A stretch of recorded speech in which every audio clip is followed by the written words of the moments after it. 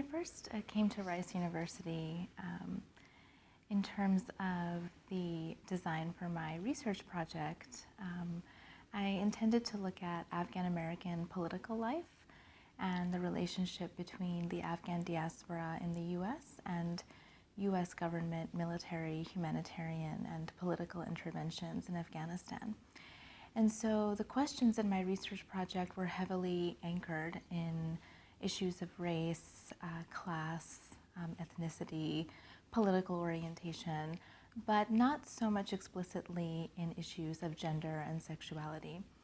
And looking back on it now as I kind of re-narrate, I think part of my subconscious sort of impetus to not engage directly with questions of gender was really due to what I had observed in a kind of post 9/11 public discourse that tended to link any sort of knowledge that could be produced about Afghanistan to questions of gender oppression, to questions about Afghan women.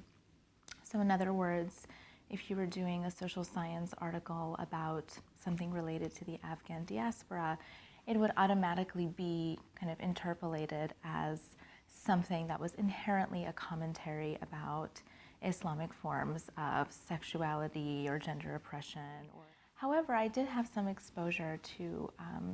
introductory feminist debates in my master's program before I came here to Rice. And I think from those programs, what really sort of stood out in the back of my mind and what I think I was able to kind of resuscitate when coming back to Rice was this idea that feminist inquiry doesn't have to be reduced to questions that just ask about women's life worlds, that it was something much more profound than just that, and that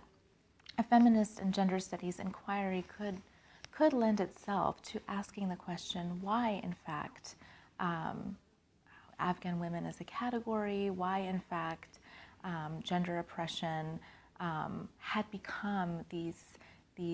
categories and these markers of knowledge that were automatically linked to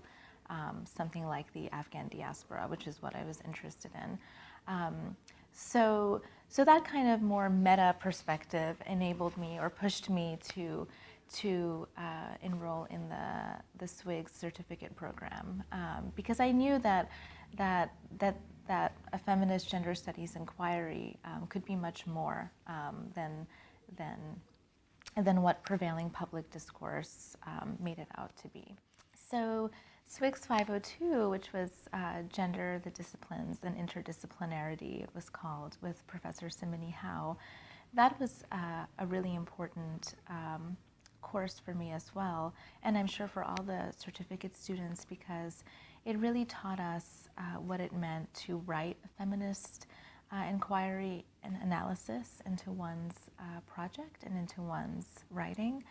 It was one thing to read feminist theory, but it's quite another thing to really integrate it as part of your analytical framework and your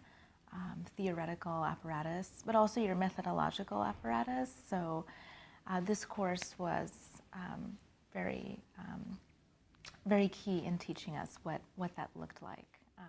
Well, my dissertation project is focused on the Australian state's recent effort to make forced marriage a federal criminal offense. And it's looking more specifically at how the implementation of this law and the national education campaign around the law is affecting the public and private life worlds of Muslim refugee women and their kin, especially their male kin. What does it mean to give women legal outlets to prevent and report forced marriages, but what does it mean to also put their communities under tighter surveillance by both the public and by state institutions? And I think a feminist inquiry gender studies framework is inextricably linked to the questions that this project is engaged in. So certainly notions about family, about kin, about what constitutes consent, what constitutes being coerced as a woman, what constitutes a woman's social and political autonomy. And there's also really interesting questions about domestication happening throughout this project because of the Australian state's history of legislating marriage in different ways and making sure that women immigrants of a particular country did not marry Australian men or Australian citizens, and vice versa. And what I think really comes out of my research design is this question of, how does the language of sexual violence and gender violence meet the language of border control? And I remember reading an article a few years ago that did deal precisely with this kind of intersection, and it was published in a feminist studies journal. And to think of the legislation of gender and sexuality alongside the legislation of national borders is something that it's like a way of kind of seeing things come together that I think a gender studies framework was particularly adept at enabling me to really kind of see and pick up on. So it's really about being able to be attuned to the intersections of different kinds of dynamics. I think that's what's really at the heart of a gender studies framework, the way I've experienced it.